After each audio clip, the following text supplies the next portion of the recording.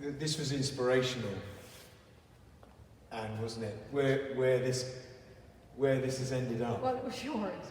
Well, I don't know. No, it was all of us. We were kind of looking where we were going to put these wonderful, well, they're icons. We wondered where, and this just naturally seemed the right place. And we're coming to the two. The other one is over there. We can just have a quick look at it. We're going to come and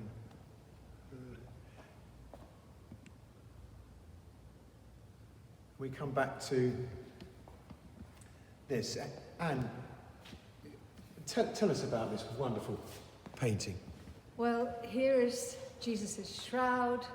He has just risen from the dead. He's hung his shroud itself, the winding cloth that he was wrapped in, on some sort of jutting out bit of rock in the tomb, and he's moved out, he's left.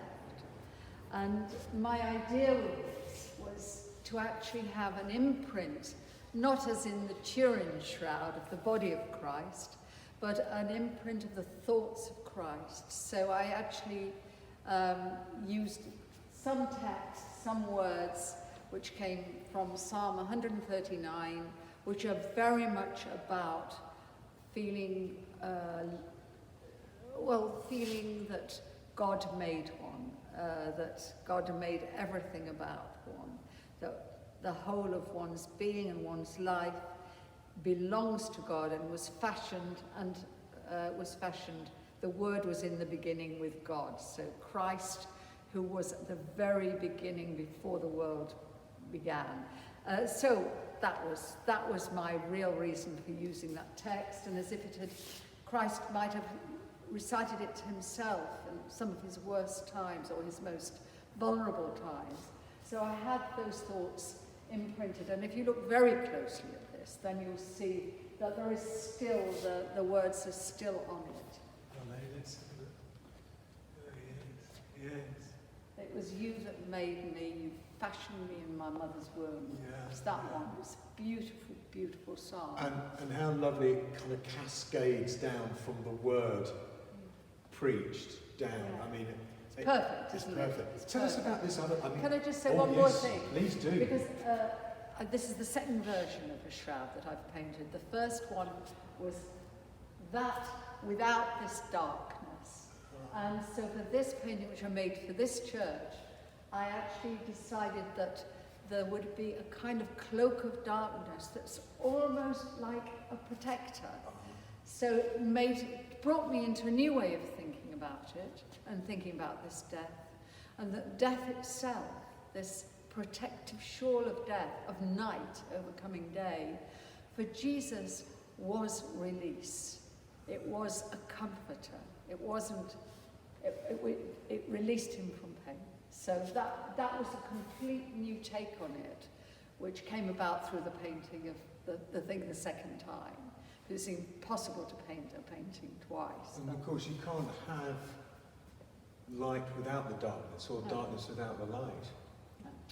Brilliant. And we're so grateful that you repainted, as it were, for us, especially for us. Well, little did I know how perfectly it would be. And this is extraordinary. Come up, Anne, and if you come forward. I think this is a little bit like Marmite. Some people may find it a bit startling. Explain, what is this painting called? Well, this, in actual fact, is Peter Denies. Brilliant. So Peter, it's the moment when Peter had actually been told by Christ that he would deny him 3 times before the cock crowed the next morning. Peter finds himself in a terribly compromised position. Christ has been taken. He doesn't know what the heck's going on, and someone in the crowd or a servant comes to him and says, "You were with him, weren't you?" And he said, No, I never knew him. And my thoughts are that Peter probably had to stay alive. He was probably thinking, I've got to keep alive. I can't be taken as well. But anyway, he denies him 3 times. He's asked 3 times, and he denies him 3 times. And this was the moment when Peter remembers that what Christ said. And this is his enormous remorse, extraordinary remorse. And we all know this feeling. I know this feeling through and through. You want to take your words back. Why did why did you do it? Why didn't you just say? So it's his own sense of betrayal, and a massive, massive learning curve for Peter, I think. And it's done on it's black. I mean, it's really, there's nothing there, is there? There's nothing comes through. There's no space. There's no space, it is just... And then this beam of realisation. Huge. And of course, cut into the beam is the Red Cross, which actually is that's the moment. I know this feeling, it just gets you, doesn't it? You've done something wrong. And you know you've done something wrong, and you can't retract. You can't retrace your steps.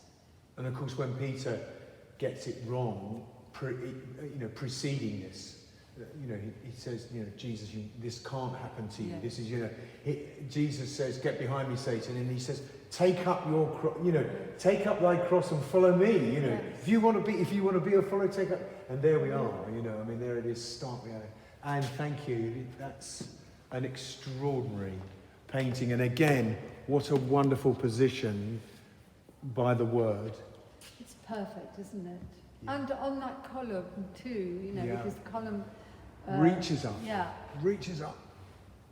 It's the centre of the church, of course. Yeah.